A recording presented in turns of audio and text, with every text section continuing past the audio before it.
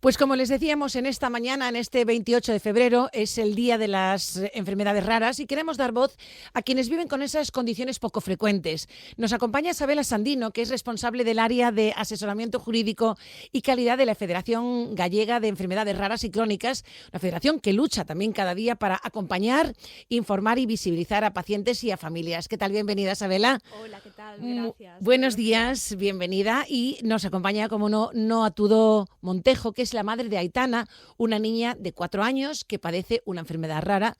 Ahora nos explica su madre cuál es. ¿Qué tal, Noa? Buenos días. Hola, buenos días. Bienvenidos. ¿Qué le pasa a Aitana? Bueno, pues Aitana tiene una enfermedad rara, se llama síndrome de haploinsuficiencia DIRC1A, que bueno, tiene que ver con el cromosoma 21, que le falta pues una de las partes del brazo largo. Y eso se influye, pues se repercute en discapacidad intelectual, en microcefalia, en retraso en el desarrollo, en síntomas de autismo. Bueno, hay un largo etcétera ahí que podría continuar, ¿no? ¿Cuándo os dais cuenta de que a Aitana le pasa algo? Bueno, pues ella nació con microcefalia ya, Sí. nada más que 1 centímetro por debajo, que tampoco era muy llamativo. Lo que nos marcó fue que le paró de crecer la cabeza con 5 meses, entonces eso nos pareció ya preocupante y nada, solicitamos cita con el pediatra para que nos derivara a atención temprana. Aparte era una niña que sonreía poco, para lo que suele sonreír un bebé a su mamá y a su papá, ¿no? Y pues era una niña que también le costaba muchísimo aguantar el cuello, tenía así como dificultades en la fuerza del cuello, ¿no? De mantener la cabeza. Siempre se dice que el diagnóstico puede tardar años, que muchas familias se enfrentan a ese gran caballo de batalla, ¿no? El de obtener un diagnóstico para poder empezar a tratar el problema. ¿Cuánto tiempo tardasteis vosotros en descubrir qué era exactamente la enfermedad que afectaba a vuestra hija? Pues mira, desde los 5 meses ya empezamos ahí el sistema de alarma, ¿no? Ponerlo en acción, y entonces empezamos ya con distintas terapias. Lo que pasa que nos llevó pues a atención temprana en el materno, a atender un montón de citas y hasta que dieron con la clave de hacer una prueba genética, que esa prueba genética pues la hicieron con 1 año y medio más o menos y hasta los 3 años y medio no obtuvieron el resultado, ¿no? Que ahí ya fue cuando nos confirmaron que era un problema genético y que, bueno, pues le faltaba esa proteína, ¿no? En ese cromosoma. Isabela, hablamos de eso, ¿no? De los diagnósticos, de vosotros precisamente desde la Federación ayudáis también entiendo que vuestra labor es ayudar a que las familias encuentren un diagnóstico lo antes posible. Y la pregunta es, ¿por qué se tarda tanto? ¿Por qué es tan difícil que las personas reciban un diagnóstico temprano y acertado? Bueno, nosotros, como bien dices, aparte de dar ese asesoramiento inicial a las familias cuando sospechan que algo falta, que algo falla, tenemos otra serie de servicios. Sí es cierto que una de las cosas, de las reivindicaciones que hacemos desde FEGEREC y desde muchas entidades de enfermedades raras es esa necesidad de una detección más precoz del diagnóstico. Entonces, bueno, sí es cierto que queda mucho por hacer, evidentemente, pero también tenemos que decir que, pues, por ejemplo, en Galicia se acaba de aprobar la estrategia gallega de enfermedades raras, que es para el año entre los años 25 y 30, y una de los ejes fundamentales y de los pilares importantes de esta estrategia va a ser que los cribados, las pruebas del talón, la que todo el Sí, mundo conoce que se como hace al prueba del nacer talón, nada más, sí. se incrementa el número de patologías que se criban y luego el estudio y asesoramiento genético del que habla Noa, sí es cierto que tarda mucho en hacerse y una vez que se hace tarda mucho en recibirse el resultado. Y eso es otra de las reivindicaciones que nosotros siempre hacemos al sistema gallego de salud, en nuestro caso porque somos de ámbito autonómico, pero en el sistema nacional igual, para que esos tiempos se recorten. Y eso es una de las cosas que con la nueva estrategia se va a cambiar ese circuito asistencial, que una vez que el paciente entra, que sea mucho más rápido y que una vez que se tenga el resultado, se obtenga por el paciente un resultado entendible, porque muchas veces nos dan un resultado, evidentemente, pues con una... Muy técnico, muy ¿no? técnico, claro. Y nosotros también decimos, nosotros no somos médicos, somos familia, papás, que tenemos el problema encima de la mesa o afectados. Y necesitamos saber qué significa todo esto que me está contando el clínico. Y bueno, pues por ahí intentamos que las cosas mejores. Somos conscientes de que hay mucho por mejorar. Pero bueno, Galicia no es de en las comunidades autónomas que se queden más paradas. Esto no es la tele y los oyentes no pueden ver a Noa, pero no está diciendo que no con la cabeza. Noa, cuéntanos, pero antes yo quería preguntarte, a raíz de lo que está contando Sabela, ¿no? Ese tiempo, la incertidumbre que tenéis que vivir los padres mientras no se sabe lo que le pasa, bueno, pues a vuestro hijo, en vuestro caso, a vuestra hija, ¿no? Es lo peor. La verdad que es una situación complicada para vivir. No se la deseo a nadie porque el no saber el qué esperar, con qué síntoma nuevo te puedes encontrar mañana y si realmente puede estar relacionado o no con lo que tenga, y es muy complicado y muy complejo para llevar. Y aún así, cuando recibes el diagnóstico, lo que hizo un poco ella también, ¿no? Que te quedas así como diciendo, bueno, ¿Y esto qué es? Porque yo genética no he estudiado, tengo una limitación, no soy médico tampoco, entonces sí que es verdad que con las terapias pues hemos ido encarrilados en el camino desde muy temprana, porque bueno, tuvimos esa capacidad de alarma y de ver las cosas pronto, ¿no? Que no todo el mundo tampoco lo tiene, porque no todo el mundo tiene por qué ser avispado en esas cosas, ¿no? Sí. Porque somos papás, pero no tenemos un libro donde buscar esas cosas, Es ¿no? que no vienen con un libro los No, bebés claro. debajo del brazo, un libro de instrucciones, claro. Además, luego siempre está la coletilla de que cada niño va a su ritmo. Sí, Sí, es verdad. exacto. Unos Entonces, hablan a una edad, sí. otros caminan a otra, Claro, pero exacto. bueno, eso es, los papás saben cuando algo no funciona. Entiendo que Sí. hay algo que te indica que algo no va bien, ¿no? Sí, claro, sí, era una niña que era muy irritable con la hora de comer, era una niña que también pues no le sentaban bien los biberones, pero bueno, ahí ya dices, bueno, pues igual cosas de bebés, ¿no? Que los Se sientan cambia la peor y leche y vas tal, buscando pues, pruebas. pero luego al final, cuando tienes el diagnóstico ya te encaja un poco todo, ¿no? Porque como estos niños también tienen problemas gastrointestinales, dices tú, mira, ahí venía esta cosa. Y la irritabilidad, pues eso, viene de que las personas que tienen microcefalia también, pues tienen un carácter más irritable, más fácil de... Y luego pues el retraso en el lenguaje que tiene también, entonces bueno, que iba con ese retraso en el desarrollo que al final te acaba encajando todo, ¿no? Entiendo que es una montaña rusa de emociones también para vosotros los padres, ¿no? El proceso, durante ese proceso de búsqueda de respuestas. Sí, es que es lo que te decía antes, igual que el no saber, una vez que ya tienes el diagnóstico, bueno, y ahora tienes la intención de buscar todo y de saber todo y de querer saber lo que le va a pasar y lo que no, y entonces ahora estás tranquilo porque esto lo tiene, pero por ejemplo el verano pasado tuvo una pequeña crisis de ausencia, ¿no? Que tiene que ver con la epilepsia. No todos los niños desarrollan epilepsia, que tienen esta enfermedad, pero yo ya el día que sufrió la epilepsia, o sea, apunté todo como una loca, ¿sabes? Y ya le escribí un correo a la neuróloga diciendo, oye, ha tenido una crisis de ausencia y esto sí que ha sido, ¿no? Porque ha tenido esto, de repente es como si se desconectara del mundo y entonces ahí te vuelven otra vez todas las emociones. Cada vez que pasa algo, te vuelve otra vez todo. Tienes una cita médica en la que te dicen que a lo mejor hay que hacerle una prueba mayores, te vuelve a surgir otra vez esa angustia, o sea, vives en un sistema de alerta constante y es muy complicado de llevar. Desde vuestra experiencia, Sabela, una vez diagnosticados, ¿cuáles son los principales, digamos, desafíos que vosotros notáis se enfrentan las familias en su vida cotidiana? Pues fundamentalmente que, bueno, ella no, porque ya estuve charlando con ella hace un ratito, es verdad que eso también depende mucho de las personas, pero fundamentalmente el desconocimiento de los derechos que uno tiene o cómo tiene que afrontar determinadas valoraciones, pues porque como comentábamos ella y yo antes en privado,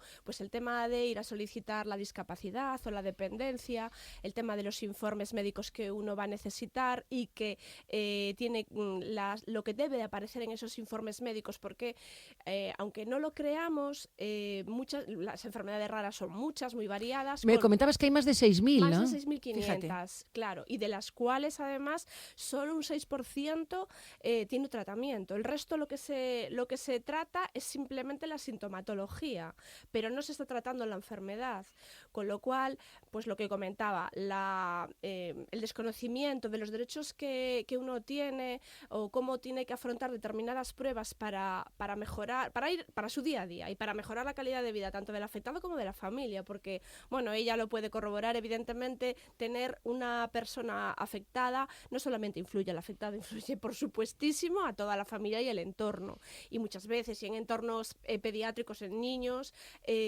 los papás, sobre todo las mamás, son las que tienen que reorganizar su vida laboral, social, bueno, todo. Ella lo sabe lamentablemente en carne propia, pero es que esto nosotros es lo que vemos en todo el perfil de usuarios que tenemos en la federación. Pero como te comentaba, el desconocimiento de los derechos y luego muchas veces el hecho de necesitar rehabilitación y no saber dónde acudir.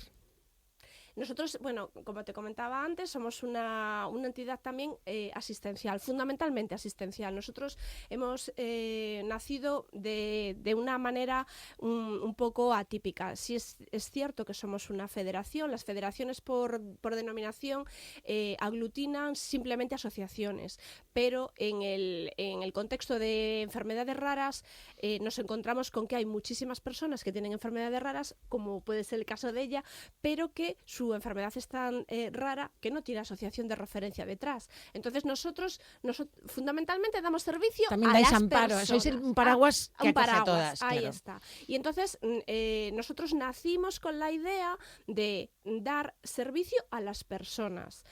Y dentro de esos servicios tenemos servicios de rehabilitación funcional, fisioterapia, terapia ocupacional, logopedia, psicología.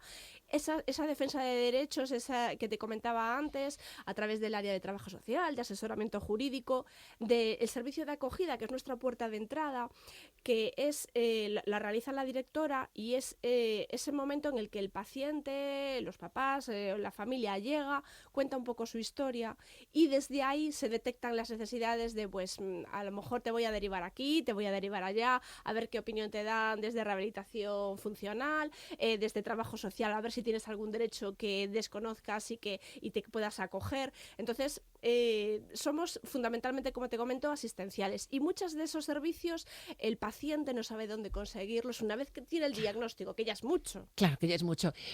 Claro, estamos viendo a Noa que está prestando muchísima atención. Noa, hablaba antes, Sabela, de la sociedad, ¿no? De cómo os ve. Y yo quería preguntarte cómo es la vida de Aitana, su día a día. Aitana va al colegio, me comentabas. Aitana me parece que es la única persona en Galicia que tiene esta enfermedad. Sí, correcto. No hay otra persona que tenga la misma enfermedad que ella, con lo cual no. imposible que haya una asociación, porque ni tú misma sabías que existía esta enfermedad. No, la tenemos a nivel nacional. A nivel nacional. Sí. Bueno, ¿cómo afecta emocionalmente también a ella? Y ella es muy pequeñita, a lo mejor no es consciente, pero a vosotros vivir con algo que la sociedad, entiendo, conoce tan poco. O sea, ¿cómo os ven la gente de vuestro alrededor? ¿Cómo os trata? ¿Qué sentís de cómo os tratan? A ver, ¿Cómo enfrentan vuestro problema, digamos? Tenemos suerte que la verdad es que la gente que nos conoce ya desde mucho tiempo, pues nos ha acogido tal y como éramos antes, igual como somos ahora, ¿no? Con apoyo y con la ayuda que necesitamos. Sí que es verdad que hay momentos en los que te encuentras a lo mejor comentarios fuera de lugar, pues por desconocimiento. Al final es problema de ignorancia, no es otra cosa, ¿no? Que a lo mejor en el supermercado pues la niña tiene un momento de gritar o tiene un momento de... Claro, y es una niña que muchas veces se utiliza el grito como llamada de atención porque tiene ese retraso en el lenguaje, ¿no? Aunque está utilizando una tablet, aún no sabe... Muy pequeñita. Es muy pequeña, claro, ¿no? es muy Aún no sabe pequeña. Entonces, bueno, le cuesta ahí un poquillo. Entonces, eso, comentarios en el parque también, porque es una niña que le gusta ir mucho al columpio, porque al tener síntomas de TEA necesita regularse, y su manera de regularse es utilizar el columpio, ese balanceo que le ayuda a ella a estar tranquila. Pues claro, es una niña que va siempre al columpio y si no quiere el columpio en ese momento tiene problemas y entonces hay una rabieta y pues comentarios de otros niños. Y esa niña qué rara, y esa... O que no deja el columpio. Sí, o que no lo deja, o le deja el resto. Entonces, bueno, hay dificultades con las que nos encontramos día a día, eso sí que es verdad. Y luego, pues lo típico, que la llevas a un cumpleaños y, hombre, encantadísima de que la inviten a los cumpleaños, súper agradecida. Pero sí que es verdad que no dejas de ver cómo otros niños se relacionan y la tuya, pues, está haciendo otras cosas y no se relaciona con el resto, ¿no? ¿Cómo es su vida en el cole? Porque va al cole, va a un cole donde tiene un apoyo, donde tiene, bueno, pues ese cuidado, esa atención especial. ¿Cómo te cuentan qué es su vida en el colegio? Bueno, hay que partir de que ella es una niña muy feliz y muy sonriente. Pues eso es muy Entonces, importante. Eso hace mucho, ¿no? Y ella con la música, en cuanto le pones música, se le van todas sus penas, ¿no? Yo Sí. creo que es un poco como yo en ese aspecto. Ella es una niña muy feliz y le encanta ir al colegio todos los días, le encanta estar con sus compañeros, saluda todos los días a los compañeros por su nombre. Qué Eso es bien. algo maravilloso. Y la verdad que ella, bueno, pues eso, va a un cole ordinario, al mismo cole que va su hermano, va con él en el autobús por las mañanas, vuelve por las tardes igual. Y es una niña, pues eso, que sí que es verdad que necesita apoyo, evidentemente no tiene las mismas tareas de clase, fichas, trabajos, no hace evidentemente lo mismo. Sale un par de horas pues con la logopeda del centro, que trabaja de forma más concreta con ella, ¿no? Sobre todo a nivel de lenguaje, vocabulario, expresión, las letras, está empezando con los números, bueno, poquito a poco, ¿no? Pero es una niña muy feliz y muy contenta y es con lo que nos tenemos que quedar todos los días. Sin duda. No quería dejar de preguntarte si hay un antes y un después de haber conocido a la asociación, qué tipo de apoyo os brinda y qué impacto real hace, ¿no? en vuestra familia, o qué tipo de acompañamiento. A ver, pues es primordial. Es como te decía antes, una vez que recibes el diagnóstico, tienes primero un duelo emocional porque no es ese niño que tú habías soñado, sino que es un niño diferente y tiene unas necesidades muy complicadas y en la que tú no puedes ni sabes tampoco qué ofrecerle, ¿no? Entonces hay que apoyarse en estas asociaciones porque estás perdido porque no sabes en estas cosas Claro. cómo van. Entonces lo bueno que tiene es que te solicita pues eso, ayuda, además las terapias también que comentabas antes y sobre todo a nivel burocrático que comentábamos antes, a nivel de dependencia y discapacidad, basta para que te encuentres en tu familia con una dificultad así, para que tengas que hacer un montón de papeleo. Y tocar a puertas que a lo mejor no son la correcta, ¿no? Y Que además no sabes ir en dónde enfadada. A mí explicar. la pediatra un día ya me dijo, tú a partir de ahora tienes que convertirte en una madre enfadada y pesada, porque tienes que luchar por lo que tu hija necesita. Y yo no soy así, pero está claro que si tengo que ponerme enfadada para exigir lo que necesita mi hija, porque tiene derecho a vivir dignamente igual que el resto de personas, lo voy a hacer.